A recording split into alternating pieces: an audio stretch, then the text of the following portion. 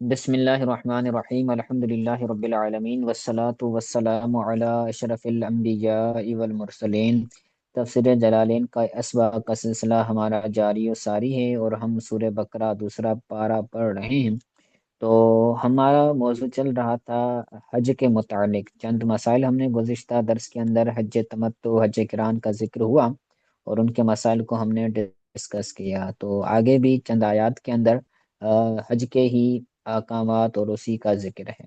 تو شروع کرتے ہیں۔ فرماتے ہیں الحج اشہر معلومات فمن فرض فیہن الحج فلا رفس۔ یہاں پر تو رفسن تنوین کے ساتھ لکھا ہوا ہے، لیکن جو قرآن کے اندر ہم پڑھتے ہیں تو اس کی وضاحت بھی قرات کے اندر آئے گی۔ تو جو ہم معروف قرات ہے اس کے ساتھ ہم پڑھتے ہیں اس کو فلا رفس ولا فسوق ولا جدال فی الحج وما تفعلوا من خیر یعلمہ اللہ فإن خیر الزاد التقوی واتقون یا اولی الالباب۔ حج گنتی کے مہینے ہیں، تو جو اپنے آپ پر حج کو فرض کرے ان مہینوں میں، تو جو فرض کرے ان مہینوں میں حج کو، تو فلا رفس کوئی ہم بستری نہیں، ولا فسوق کوئی نافرمانی نہیں، ولا جدال کوئی جھگڑا نہیں۔ یعنی اگر کوئی بندہ ان مہینوں میں حج کی نیت کر لیتا ہے اور احرام باندھ لیتا ہے تو اب ان چیزوں سے اس نے بچنا ہے۔ ہم بستری کے قریب بھی نہیں جانا، نافرمانیاں بھی نہیں کرنی اور جھگڑنا بھی نہیں ہے، اور فی الحج، ٹھیک ہے، حج میں وما تفعلوا من خیر، اور جو بھلائی میں سے تم کرو گے، یعلمہ اللہ، اللہ تعالیٰ اس کو جانتا ہے، فإن خیر الزاد التقوی، بے شک، او یہ لفظ رہ گیا، وتزودوا، اور زاد راہ بناؤ، یعنی زاد راہ لے لو۔ زاد راہ کہتے ہیں سفر کے حوالے سے جو ساز و سامان ہوتا ہے تو اس کو لے لینا۔ اگر کوئی بندہ سفر پر جا رہا ہے تو اپنے لیے کھانے کا بندوبست کر لیں، کرائے کا بندوبست کر لیں، سواری کا بندوبست کر لیں، تو اس کو کہتے ہیں زاد راہ۔ تو پہلے تو جو ہوتی تھی اتنی آسانیاں نہیں تھی، اب تو کافی آسانیاں ہو گئی، تو بندے پیدل سفر کرتے تھے یا جانوروں پر کرتے تھے، تو دو دو تین تین دنوں کا جو ہے وہ کھانا اپنے ساتھ لے کر چلتے تھے، ٹھیک ہے۔ تو یہ زاد تقوی ہے، زاد راہ ہے۔ اللہ تبارک تعالیٰ نے زاد راہ لے جانے کا حکم فرمایا کہ جو بندہ حج کے لیے جا رہا ہے، فإن خیر زاد تقوی، بے شک اچھا زاد راہ تقوی ہے، واتقونی، اور مجھ سے ڈرو، یا اولی الالباب، اے عقل والو۔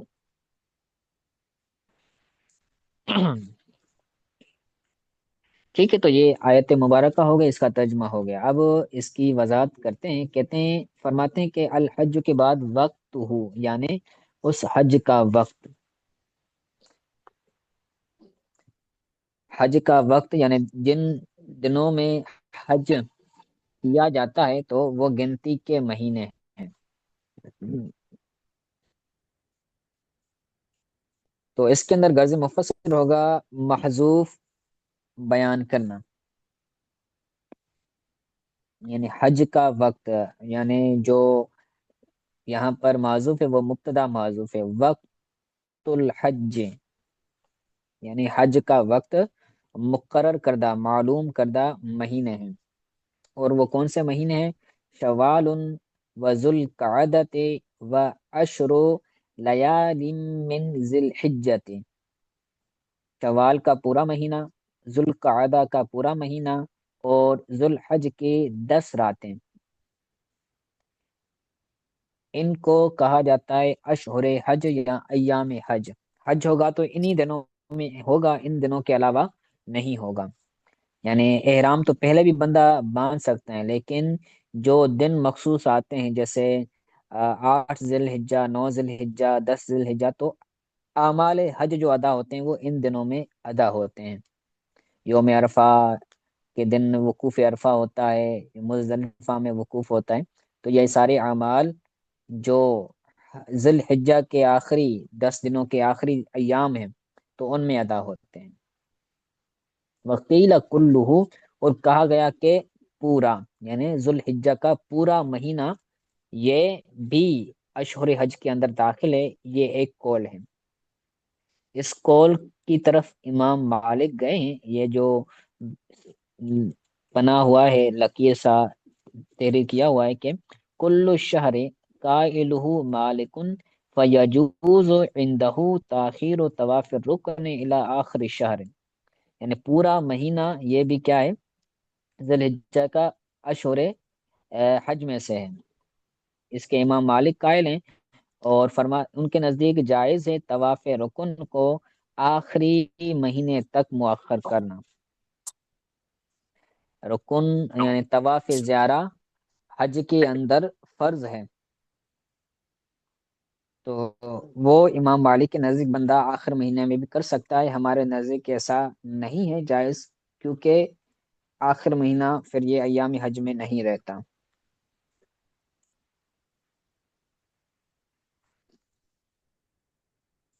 ٹھیک ہے، اس کے اندر غرض مفصل ہوگا جو ہے وہ مراد بیان کرنا، اشہر معلومات سے کون سے مہینے مراد ہیں تو وہ وضاحت کر دی مہینوں کے نام ذکر کر کے۔ غرض مفصل ہوگا مراد بیان کرنا، جو اپنی آپ پر حج کو فرض کرے، اللہ نفسی فرض اللہ نفسی، یعنی جو اپنے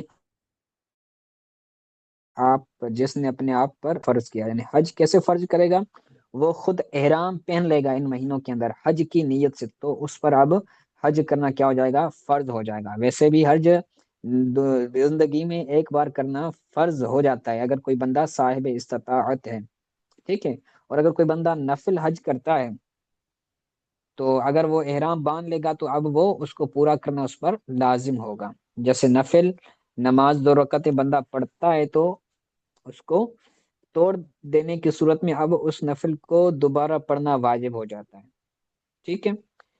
تو یہی فرماتے ہیں کہ اگر کوئی بندہ اپنے آپ پر ان مہینوں میں حج کو لازم کر لے بالاحرام بھی، اس حج کا احرام کے ساتھ، ٹھیک ہے، بالاحرام بھی، اس حج کا احرام باندھ کر احرام کے ذریعے، غرض مفصل ہوگا وضاحت کرنا، فلا رفس یعنی فلا جماع فیہ، تو اس مہینے میں ان دنوں میں جمع بھی نہیں ہے، ولا فسوق کا، اس میں غرض مفصل یہی ہوگا کہ آسان معنی بیان کرنا، فلا فسوق کا، اور گناہ بھی نہیں ہے، معاصن،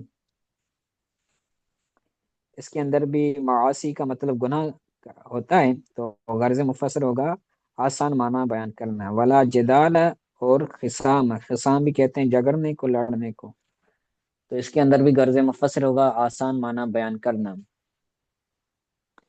آگے کتنے، وفی قرات بفتح الاولین والمراد فی الثلاثه النحج، اور ایک قرات میں دونوں کے، پہلے دونوں کے فتحہ کے ساتھ ہے، یعنی رفس اور فسوق، یہاں پر تو لکھا ہے نا فلا رفسن ولا فسوقن، فسوقن دونوں پر رفع ہے، تو ایک قرات کے مطابق جو قرات زیادہ رائج ہے ہمارے یہاں، تو جیسا کہ میں نے پڑھا تو اس قرات کے مطابق ان دونوں پر کیا ہے، نصب ہے، فتح ہے، تو پھر کیا بنے گا، یہ لائے نفی جنس بنے گا، اور لائے نفی جنس کا جو اسم ہوتا ہے وہ اگر نکرا ہو تو پھر یہ مبنی پر فتح ہوتا ہے۔ تو استاد جی آپ یہ کیا بن رہا ہے فلا رفسا، فلا رفسن؟ فلا رفسن تو یہ نہیں ہوگا نا، تو اچھا پھر جی یہ سر، مبالغے کے طور پر اس پر جو ہے وہ تنوین دی گئی ہے، جی سر، لائے نفی جنس ہے یہ، کہتے ہیں والمراد فی الثلاثۃ انہا، جو تینوں میں یعنی رفس میں، فسوق میں اور جدال میں، ان تینوں میں جو لا ہے یہ لائے نفی جنس کی ہے، ان تینوں میں جو نہیں سے مراد ہے وہ نہیں ہے۔ غرض مفسر ہوگا قرات بیان کرنا اور مراد بیان کرنا۔ لیکن اس کو اس طریقے سے پڑھنا جائز ہے جی سر جی، فلا رفسن جی جی ولا جی جائز ہے۔ جی جزاک اللہ۔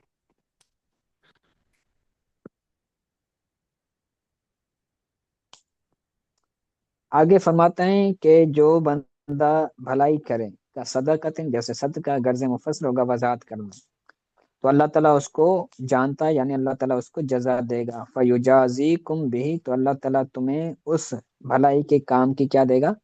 جزا دے گا۔ غرض مفسر ہوگا جزا بیان کرنا، کہ اللہ تعالیٰ جانتا ہے تو جاننے کے بعد اللہ تعالیٰ اس کی جزا بھی دے گا۔ ٹھیک ہے، آگے جو آیت آ رہی وَتَزَوَّدُوا فَإِنَّ خَيْرَ الزَّادِ التَّقْوَىٰ، تو اس آیت کا شان نزول بیان کر رہے ہیں، کہتے ہیں وَنَزَلَ فِي أَهْلِ الْيَمَنِ وَكَانُوا يَحُجُّونَ بِلَا زَادٍ فَيَكُونُوا كِلًّا عَلَى النَّاسِ، یہ جو آنے والی آیت ہے یہ اہل یمن والوں کے بارے میں نازل ہوئی، یمن میں رہنے یمنیوں کے بارے میں نازل ہوئی۔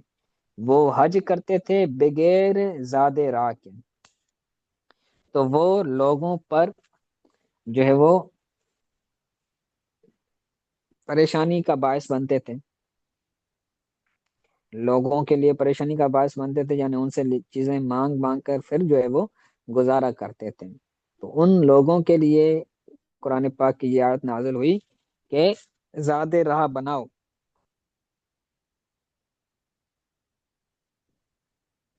ما یبلغکم لسفرکم، یعنی جو تمہیں پہنچے تمہارے سفر کے لیے، یعنی مکۃ المکرمہ کے سفر کے لیے جب تم حج کرنے کے لیے جا رہے ہو، تو اس میں جو تمہیں پہنچے تو اس کے لیے آپ کیا کرو؟ زاد راہ بناؤ۔ غرض مفسر ہوگا وضاحت کرنا۔ یہ آگے شاید جو فرماتے پیچھے ہیں کلن الناس جی، فیکن کلن کا مطلب نہیں، کلن علی الناس، وہی میں نے کہا نا کہ وہ یکون، وہ ہوتے تھے لوگوں پر کلن پریشانی کا باعث۔ جی ٹھیک جزاک ہے، اللہ. آگے فرماتے ہیں کہ یہ ما یبلغکم لسفرکم، اس کے اندر غرض مفسر ہوگا وضاحت کرنا۔ آگے کہتے ہیں ما یتقى به سؤال الناس وغیرہ، اللہ تعالیٰ نے فرمایا کہ جو زاد راہ ہے، اچھا زاد راہ ہے، وہ بچنا ہے، تقوی ہے۔ تقوی کا مطلب ایک ہوتا ہے ڈرنا، اور تقوی کا ایک مطلب ہوتا ہے بچنا۔ تو یہاں پر بچنا مراد ہے کہ تقوی اچھا زاد راہ ہے، اور وہ اچھا زاد راہ کون سا ہے؟ ما یتقى به سؤال الناس، جس کے ذریعے لوگوں سے سوال سے بچا جائے، وغیر ہی، اور سوال، لوگوں سے سوال کرنا اور اسی کی مثل دوسری چیزوں سے بچنا، یہ اچھا زاد راہ ہے۔ غرض مفسر ہوگا وضاحت بیان کرنا، کہ بندہ اپنا زاد راہ لے کے چلے گا، اپنا سارا چیزیں لے کر چلے گا، کرایہ وغیرہ، کھانے پینے کا سامان، کپڑے، تو پھر دوسروں سے مانگنے کی آزمائش نہیں ہوگی۔ تو یہ ویسے تو اس کے لیے ہے، حج کے لیے ہے، لیکن اس کا حکم آج بھی باقی ہے کہ اگر کوئی بندہ کہیں کسی کے ساتھ جاتا ہے، کسی ٹرپ پر جاتا ہے، کسی کہیں عارضی طور پر کچھ دنوں کے لیے رہنے کے لیے جاتا ہے، تو اپنا پورا بندوبست کر کے جائیں۔ تو قرآن تو ہمیشہ قیامت تک رہے گا، اس کی احکامات تمام قیامت تک رہیں گے، تو اس سے بندہ اپنے لیے بھی جو ہے وہ نصیحت حاصل کر سکتا ہے۔ یا اولل الباب کی بات نکالا ذوی العقول، یعنی اے عقل والو، غرض مفسر ہوگا آسان معنی بیان کرنا۔ ٹھیک ہے جی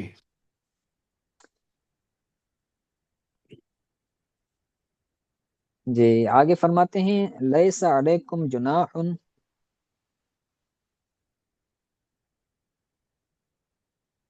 ان تبتغوا فضلا من ربکم، کوئی حرج نہیں ہے تم پر کہ تم اپنے رب سے فضل طلب کرو، فضل طلب کرو، فضل چاہو۔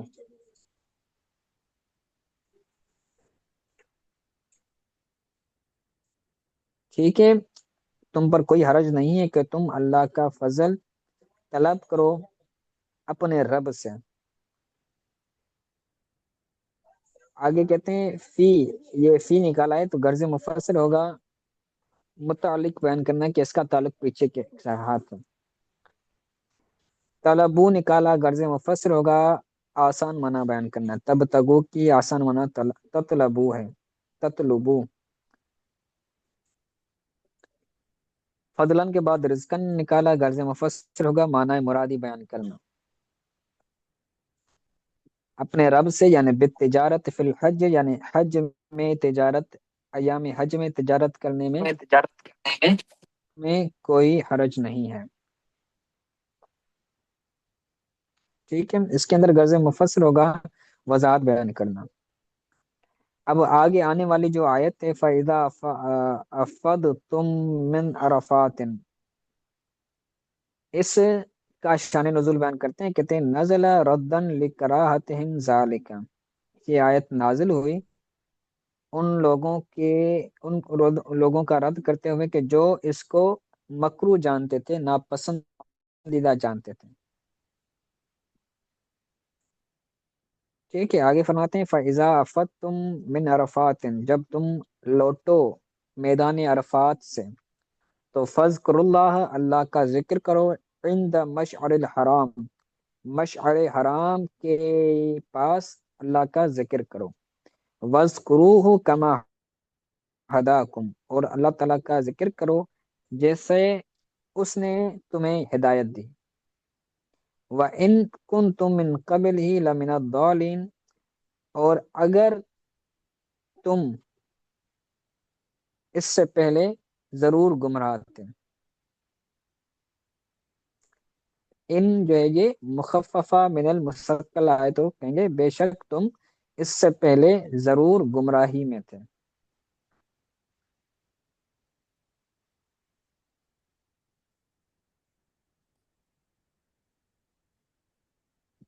بریانی بریانی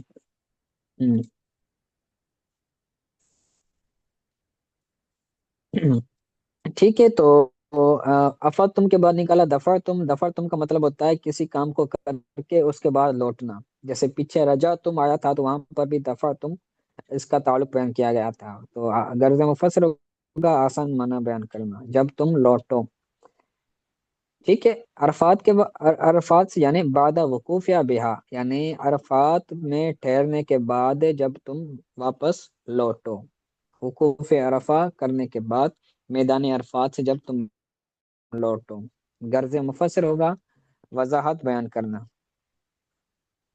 تو اللہ تعالیٰ کا ذکر کرو یعنی بعد مبیت بمزدلفت بالتلبیت والتحلیل والدعاء، مبیت کا مطلب ہوتا ہے یعنی رات گزارنا، مکہ میں مزدلفہ میں رات گزاری جاتی ہے، ٹھیک ہے، تو مزدلفہ میں رات گزارنے کے بعد تم اللہ تعالیٰ کا ذکر کرو بالتلبیت، تلبیہ کے ساتھ، والتحلیل، تحلیل کے ساتھ، اور دعا کے ساتھ۔ تلبیہ جو حاجی حجاج پڑھتے ہیں، لبیک اللہم لبیک لبیک لا شریک لک لبیک ان الحمد والنعمت لک والملک لا شریک لک لبیک، تو یہ تلبیہ ہے، اور تحلیل کہتے ہیں تکبیر لگانا، اللہ اکبر یہ تحلیل ہوتا ہے، ٹھیک ہے۔ تو پوری بھی بندہ پڑھ سکتا ہے، اللہ اکبر لا الہ الا اللہ واللہ اکبر اللہ اکبر وللہ الحمد، والدعا، اور دعا بھی اپنے لیے پڑھ سکتا ہے، اور جب اس پورے حج کا طریقہ بندہ پڑھے گا تو اس کے اندر درود و سلام کا بھی ذکر موجود ہے کہ وہ نبی کریم صلی اللہ علیہ وسلم پر درود بھی بھیجے گا، غرض مفسر ہوگا وضاحت بیان کرنا،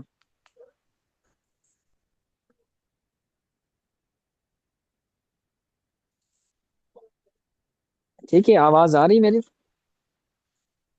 جی جی آگے فرماتے ہیں مشعر الحرام کے بارے میں کہ ہوا جبل فی آخر المزدلفت یقال له قزح، یہ ایک جبل ہے مزدلفہ کے آخر میں، یعنی جیسے ہی مقام مزدلفہ ختم ہوتا ہے تو وہاں پر یہ ایک جبل ہے، تو اسے قزح کہا جاتا ہے، اس کا نام قزح ہے۔ وفی الحدیث، حدیث میں آیا ہے کہ انہو صلی اللہ علیہ وسلم وقف به یذکر اللہ ویدعوہ حتی اسفر جدا، رواہ مسلم،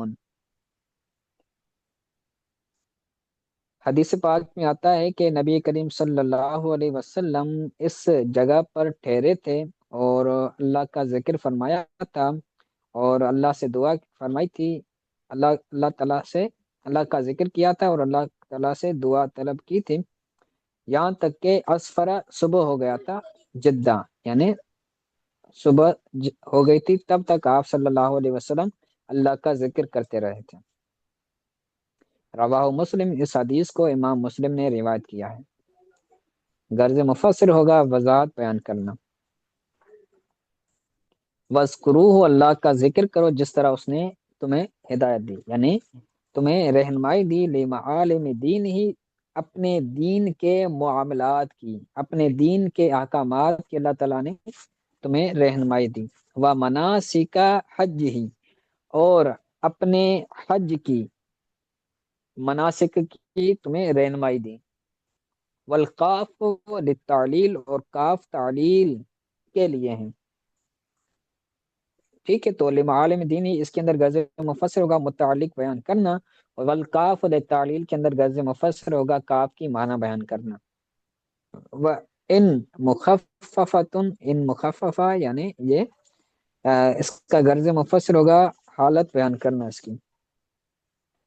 من قبل ہی کے بعد نکلا قبل ہدائہ، قبل ہداہ، من قبل ہداہ یعنی اللہ تعالیٰ کی ہدایت دینے سے پہلے تم کیا تھے؟ گمراہ تھے۔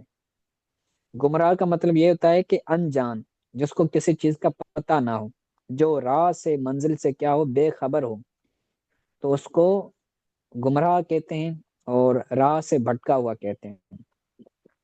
تو لوگوں کو اس چیز کا علم نہیں تھا، تو گویا کہ یہ اس کے اندر آتے ہیں۔ غرض مفسر ہوگا مضاف بیان کرنا، ہدا کے اندر غرض مفسر ہوگا مضاف بیان کرنا، ٹھیک ہے۔ آج کے لیے اتنا کافی ہے۔ آج کے سبق کے حوالے سے اگر کوئی بات سمجھ نہیں آئی تو پوچھ لیں۔ جی استاد جی ٹھیک ہو گیا ماشاء اللہ۔ چلیں ماشاء اللہ۔